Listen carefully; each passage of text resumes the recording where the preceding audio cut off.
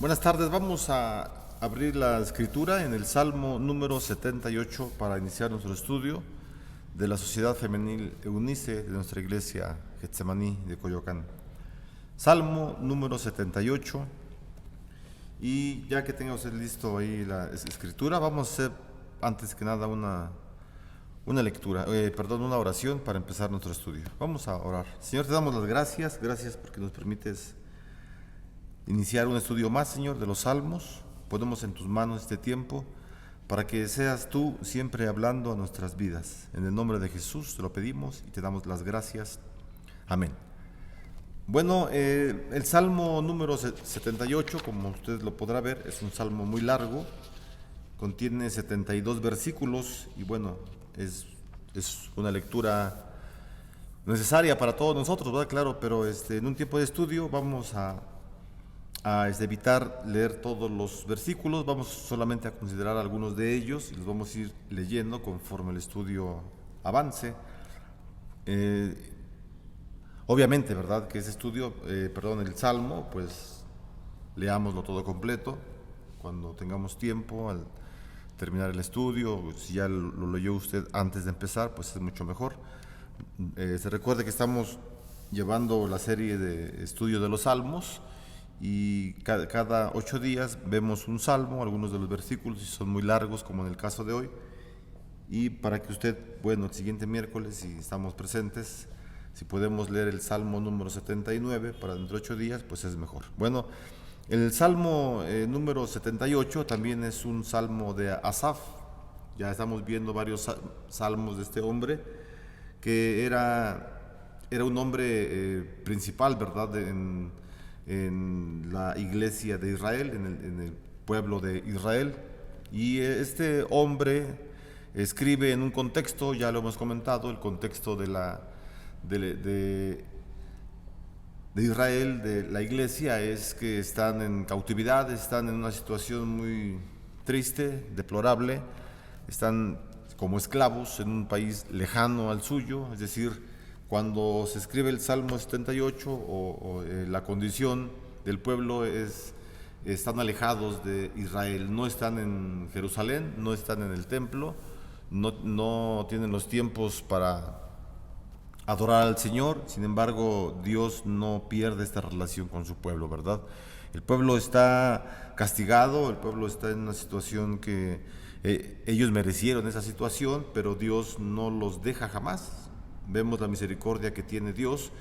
Y en este caso, ¿verdad? En el Salmo número 78 es un másquil, ahí dice abajo del subtítulo, bueno, no del subtítulo, del título, de acuerdo a la Reina Valera. No sé qué versión tenga usted, la que tenga es buena, todas son buenas, pero la que usamos aquí en la iglesia es la Reina Valera, esa traducción, y lo que dice la Reina Valera es la fidelidad de Dios hacia su pueblo infiel. Entonces, el Salmo número 78 nos habla acerca de la fidelidad del Señor y también de la infidelidad del pueblo.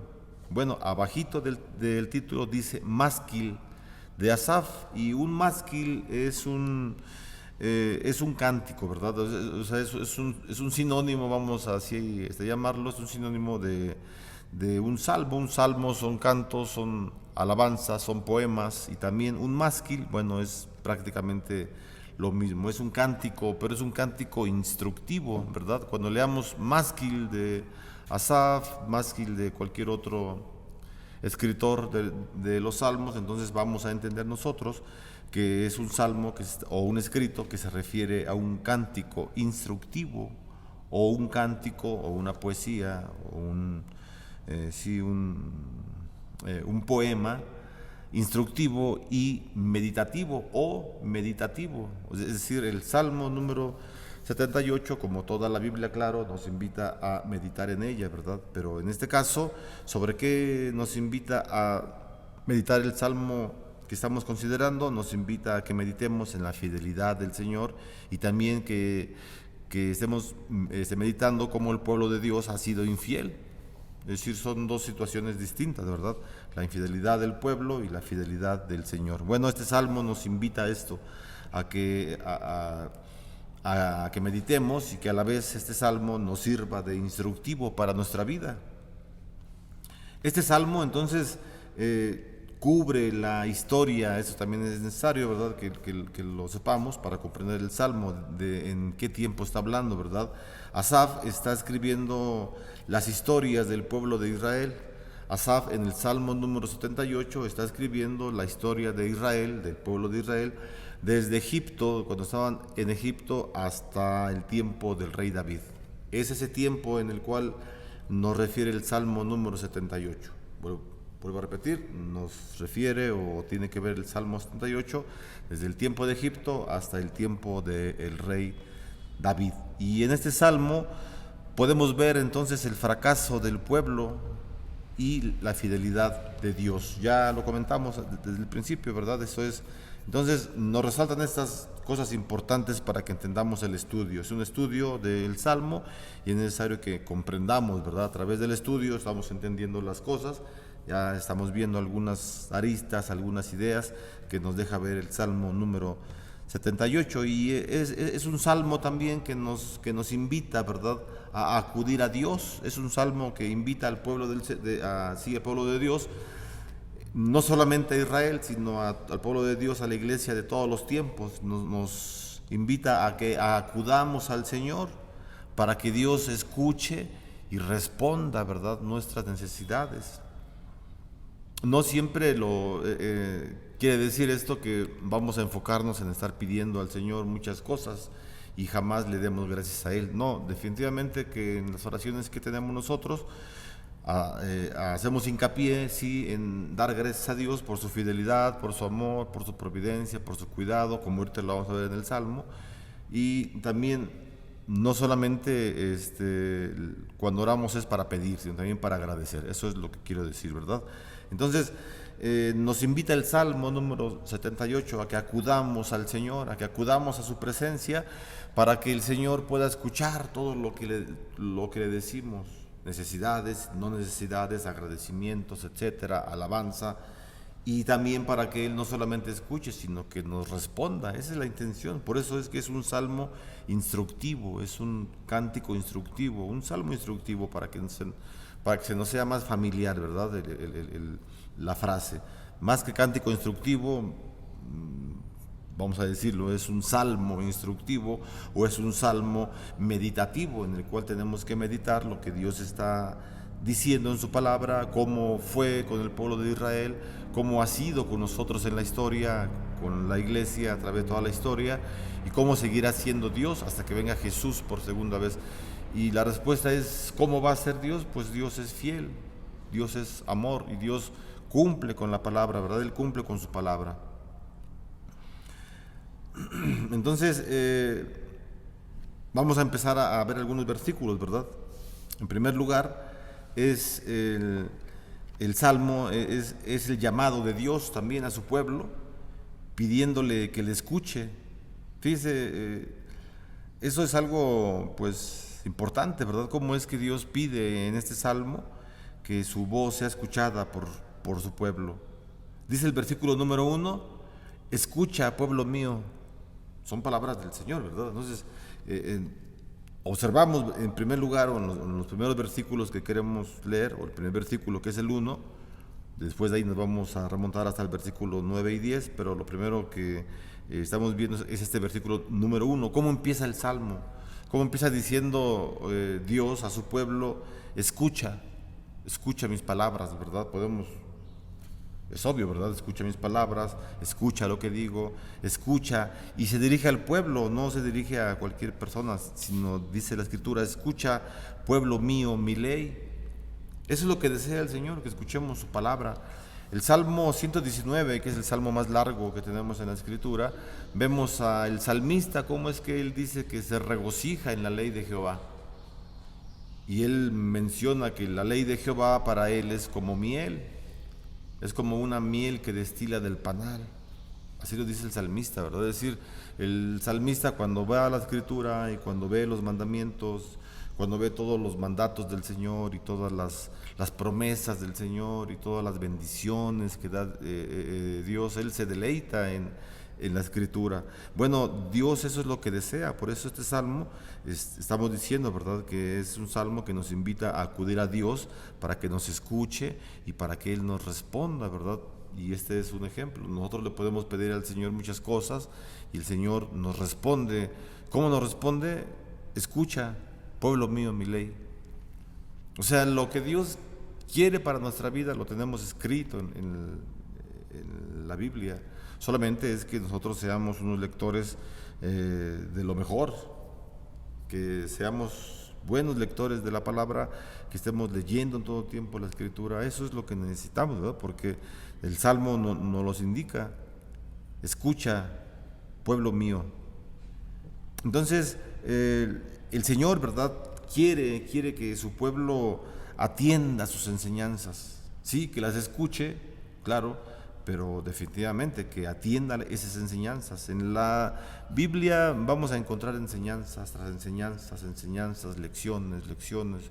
Pablo, ¿verdad?, es un ejemplo muy claro lo que estamos diciendo. El apóstol Pablo, en la carta a los Romanos, en los primeros 11 capítulos de la carta a los Romanos, los primeros 11 capítulos, él se enfoca, el apóstol, a dar doctrina, y está repitiendo las doctrinas y las enseñanzas, se las deja claras a la iglesia, etcétera, para que en el capítulo 12 diga entonces Pablo, en otras palabras, ya todo lo que les enseñé, todo lo que les dije de doctrina del capítulo 1 al capítulo 11, específicamente del capítulo 3 al 11, lo que les dije del capítulo 3 al 11 de la carta a los Romanos que les estoy escribiendo, ahora pónganlo en práctica. Y el capítulo 12 de la carta a los Romanos comienza diciendo: así que, hermanos, por la misericordia de nuestro Dios, ofrezcan sus cuerpos en sacrificio vivo, santo, agradable al Señor. Es decir, les dice Pablo, ya les di doctrina, ahora pónganla en práctica. Y aquí en el Salmo número 78 el Señor dice: escucha, pueblo mío, mi ley. Entonces, Dios quiere esto, ¿verdad? Quiere que el pueblo escuche, pero que atienda sus enseñanzas, o sea, que las ponga en práctica, como Pablo les dice a los romanos. Ya les enseñé, ahora pónganla en práctica. Y aquí el Señor, en el Salmo número 78, es lo que está diciendo: atiendan mis enseñanzas, escucha, pueblo mío, mi ley, inclinad vuestro oído a las palabras de mi boca. O sea, se repite la idea, es prácticamente lo mismo, lo que dice la segunda parte del versículo 1 es lo que dice al inicio del versículo 1. Escucha, pueblo mío, mi ley, inclina vuestro oído a las palabras de mi boca. Y cuando veamos esas repeticiones en la Escritura, como las que estamos observando, tenemos que estar muy atentos, ¿verdad?, a ver qué es lo que Dios quiere que hagamos nosotros. ¿Qué es lo que quiere Dios que hagamos ahorita, en este momento, en el Salmo que estamos viendo? Escuchar y obedecer, escuchar y atender. Eso es decir, un resumen muy pronto, ¿verdad?, del versículo número 1. Así que la obediencia de la iglesia es muy necesaria, ¿verdad?, en la relación con Dios. Si no existe una obediencia hacia la palabra del Señor, entonces esta relación que tenemos con Dios no es del todo estrecha, ¿verdad? Hay algo que ocurre, algo que está impidiendo esta relación que tenemos con Dios, o que debemos tener con Dios como nuestro hacedor, como nuestro Dios protector, todopoderoso, benigno, benévolo, etcétera, y con el hombre pecador como nosotros. La relación pues debe ser de lo mejor. Entonces, si en esta relación que tenemos no hay una obediencia, es como cuando tenemos un hijo, ¿verdad?, que es obediente, una hija que es desobediente y no nos obedece y hace lo que quiere hacer, y como padres pues nos sentimos mal, ¿verdad?, de estar todo el tiempo desde que nacieron tratando de cuidarlos, de enseñarles cosas, a que hagan lo correcto, etcétera, etcétera. Y cuando vemos que no hacen eso, pues nos frustramos como padres, ¿verdad?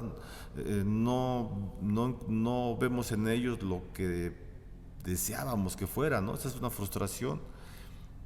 Y Dios entonces, no que Dios se frustre con nosotros, ¿verdad? Porque Dios no cambia, Dios es inmutable y su estado como Dios todopoderoso no cambia, ¿verdad? Pero dice la Escritura, no entristezcáis al Espíritu Santo. O sea, no pongas triste al Señor con tus actitudes, con tu pensamiento, con tu falta de obediencia. Entonces, en la relación con Dios debe existir una obediencia plena a la palabra del Señor. Claro que como seres humanos, y no es justificación, ni mucho menos, pero como seres humanos no vamos a alcanzar jamás la perfección. Una perfección moral nunca la vamos a tener, solamente el Señor Jesús es el único en toda la historia humana que ha tenido una perfección moral y espiritual. Pero como seres humanos, entonces la Escritura nos pone, es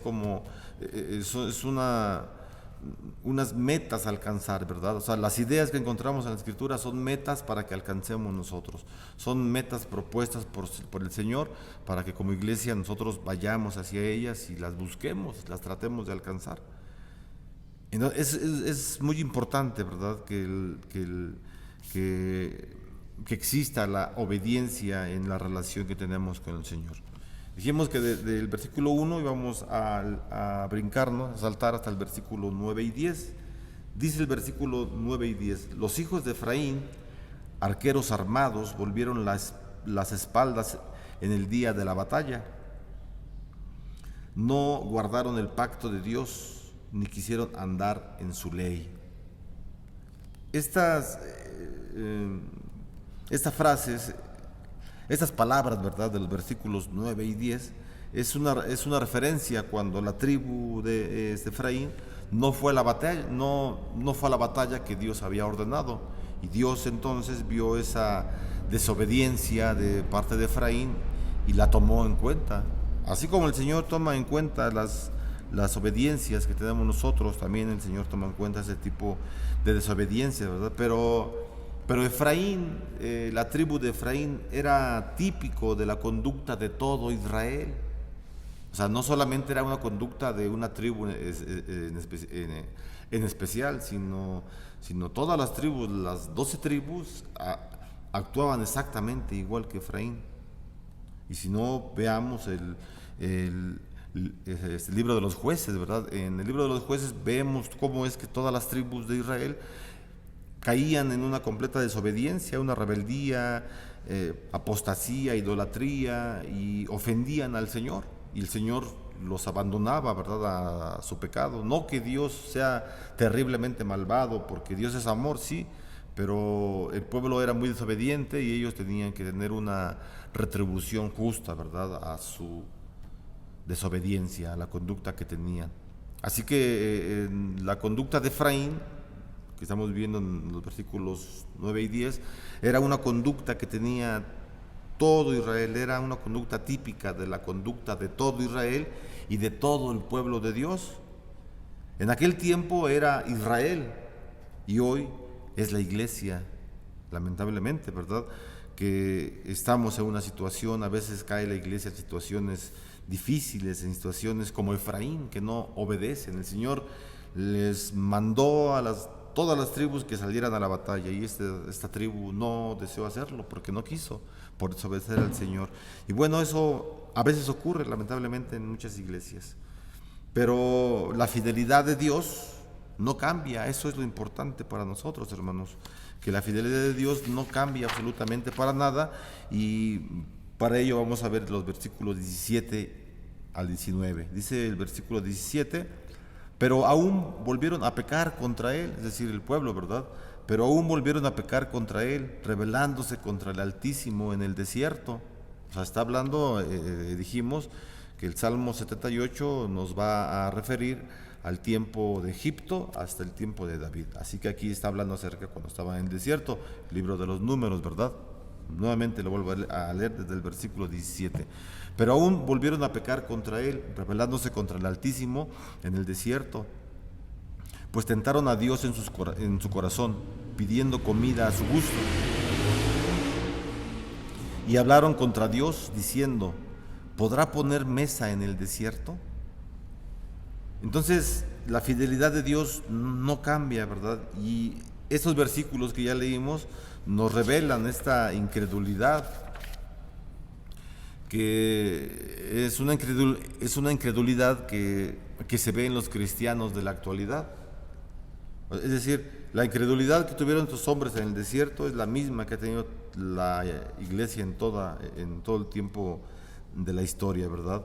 Dice que este versículos que ya leímos, que el pueblo se rebeló contra el Señor en el desierto. Estaban en el desierto y el Señor les dio de comer maná, les dio agua, les dio codornices y mucha provisión. Entonces, esa es la fidelidad del Señor. A pesar de que el pueblo estaba en el tiempo del desierto, en el libro de los Números, estaba en el desierto y estaban dando vueltas en el desierto por 40 años como un castigo, ¿verdad?, a la desobediencia que ellos tuvieron. A pesar de que estaban castigados por el Señor nunca los dejó. Y es que así es, o sea, el castigo del Señor o la disciplina del Señor no es que el Señor los abandone a su suerte, no, jamás. No, el Señor no abandonó jamás a Israel. Los protegía, les daba de comer, sus vestidos no se desgastaban, etcétera. Y entonces vemos esta obediencia, ¿verdad? Este amor que tiene el Señor a pesar de la desobediencia que tenga el pueblo. Por eso el salmo que estamos viendo es el contraste entre la obediencia, entre la desobediencia del pueblo y la misericordia y la bondad de Dios para su pueblo. Esta manera de actuar, ¿verdad?, en la actualidad, en una desobediencia como la iglesia del Antiguo Testamento, es una especie de ateísmo práctico por parte del pueblo de Dios. O sea, cuando somos desobedientes es un tipo de ateísmo porque estamos dejando a un lado al Señor. En un comentario, ¿verdad?, de la biografía de Martín Lutero, se dice que su esposa Catalina de Bora, ese era su nombre, a veces se vestía de luto, toda de negro, de luto, ¿verdad? Todo en negro. Y Martín Lutero decía, oye, ¿qué te pasa, Catalina? ¿Por qué andas vestida de luto? Pues si nadie ha muerto. Y Catalina de Bora le decía a Martín Lutero, pues es que soy de luto porque a veces yo pienso y veo por tus actitudes, por tu forma de hablar, por tu manera de pensar, yo veo que para ti Dios ya murió, por eso estoy de luto. Por la conducta que a veces tenía Martín Lutero. Martín Lutero, pues sí, fue un monje y fue el iniciador de la reforma, etcétera, etcétera, pero era un hombre, era una persona que también pues tenía muchos defectos, era una persona que hablaba muy mal, que, o sea, sus palabras eran pues groseras, pues decía groserías, era un hombre con muchas malas actitudes, pues. Y a pesar de ello, ¿verdad? O sea, Martín Lutero fue un hombre que trabajó incansablemente para la obra. Martín Lutero decía, yo cuando llegue al cielo voy a llevarme sorpresas, muchas sorpresas. La primera de ellas es que voy a encontrar allí en el cielo a gente que yo estaba seguro que no iba a estar en la presencia del Señor por su conducta nefasta. Y la otra sorpresa es que no voy a ver a gente que yo estaba seguro que va a estar en el cielo, porque yo lo que los conocí eran gente honesta, por la conducta que tenían, yo pensaba que ellos tenían que estar en el cielo, y esa va a ser mi segunda sorpresa, que no los voy a ver en el cielo. Y Martín decía, pero la más grande de las sorpresas que yo me voy a llevar es que yo, Martín, un hombre pecador, que no merece la misericordia de Dios, ahí estaré en la presencia del Señor. Y ese es un tipo de humildad, ¿verdad? Un tipo de obediencia que Martín Lutero presentó en su vida, pero también presentó cierta desobediencia. Es decir, lo que yo estoy hablando o lo que quiero decir también es que lo que dice Pablo en el capítulo 7 a los romanos acerca del pecado, que el pecado está en nosotros y es algo que traemos inherente, es decir, nacemos con el pecado, no es algo que vayamos adquiriendo, no, es algo que ya traemos en el pecado, y Pablo lo describe así. Son dos fuerzas que están en nuestro ser, en nuestro cuerpo, que nos invitan a pecar, y la otra fuerza espiritual que nos invita a no pecar, a que adoremos al Señor. Y es una lucha terrible, ¿verdad?, que tiene el pecador, que tiene el cristiano. Sí, el cristiano pecador ya redimido, ¿verdad? Es importante que lo digamos. Somos pecadores, sí, somos pecadores, pero somos pecadores ya redimidos por el Señor. Y entonces son cuestiones que la Iglesia ha pasado a través de toda la historia, toda la historia de la Iglesia cristiana, ¿verdad? Es lo que ha pasado a la Iglesia. de desobediencias y obediencias a Dios. Y lo que nosotros anhelamos, ¿verdad? Es esto, lo que dice el Salmo que estamos leyendo. En el versículo 1 dice el Señor: escucha, pueblo mío, mi ley. Escucha, pueblo mío, mi ley. Eso es lo que Dios desea y es un antídoto, ¿verdad?, para la incredulidad. ¿Cómo podemos atacar o cómo podemos contrarrestar la incredulidad? Escuchando la palabra del Señor. Es un antídoto.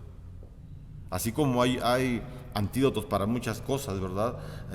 Hay un antídoto para el miedo. ¿Cuál es el antídoto para el miedo? Pues la fe.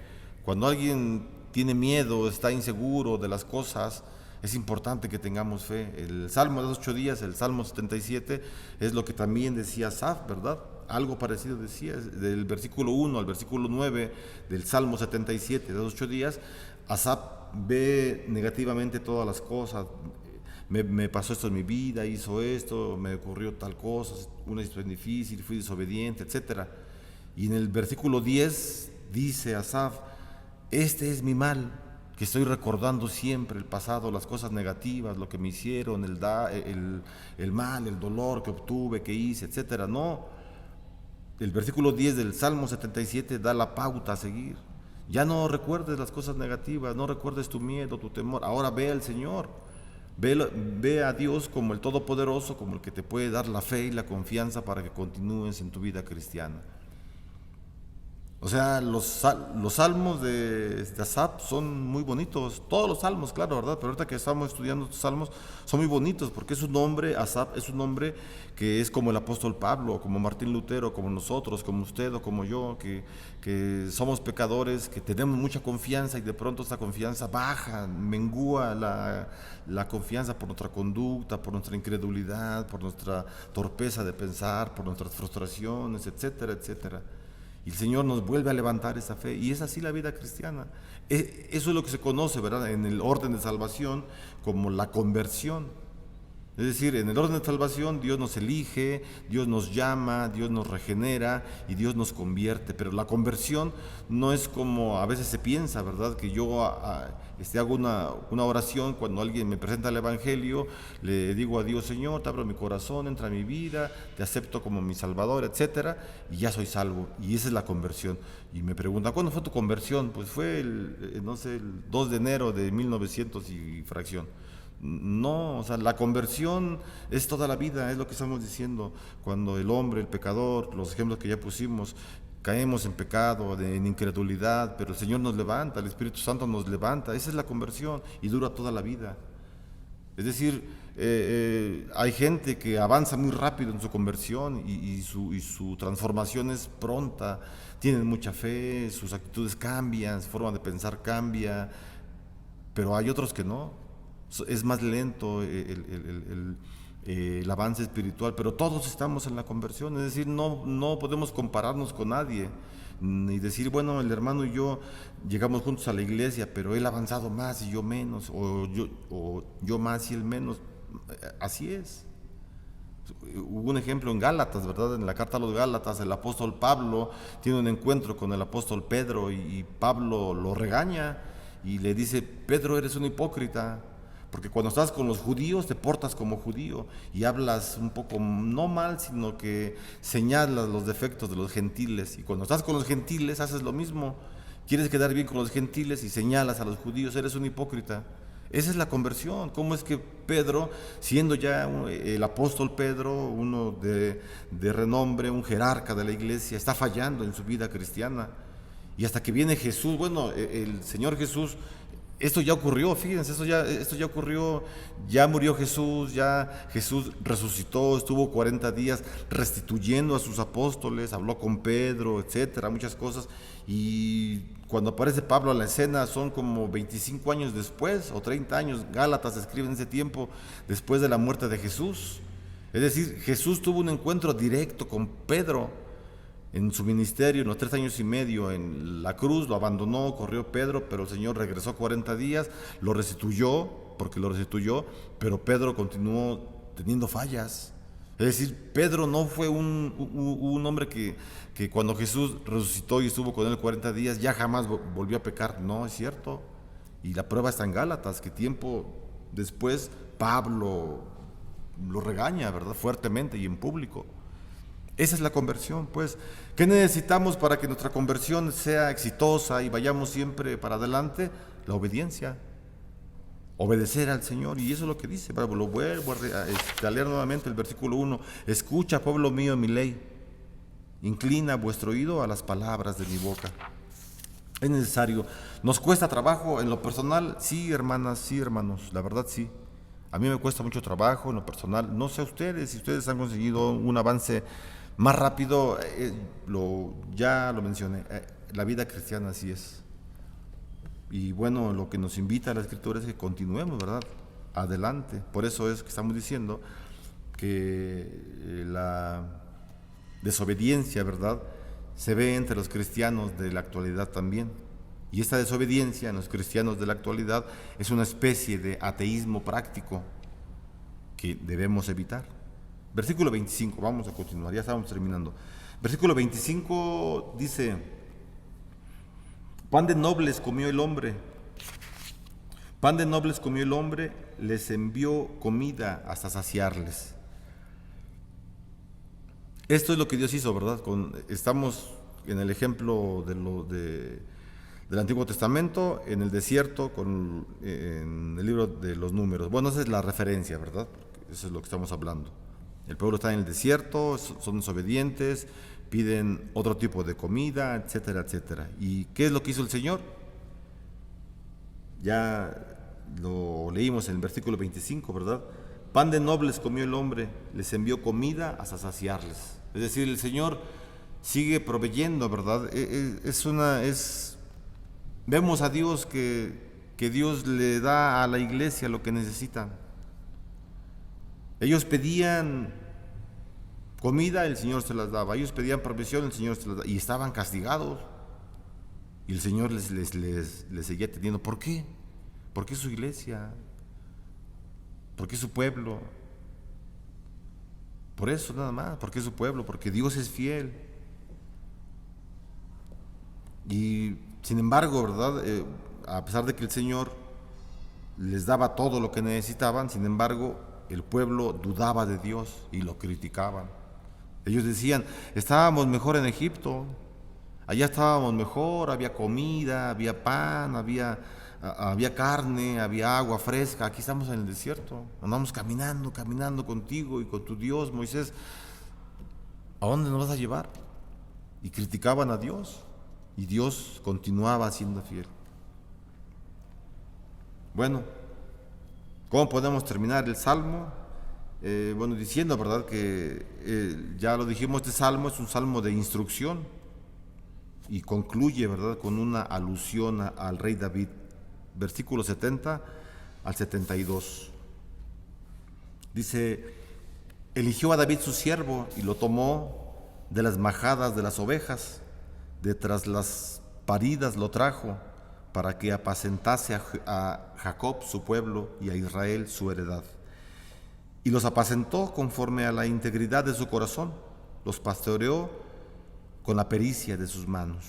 Así que, si vemos estas frases, estos versículos, la manera en cómo David apacentó a su pueblo es un ejemplo de cómo Cristo apacentó a su iglesia y cómo la sigue apacentando.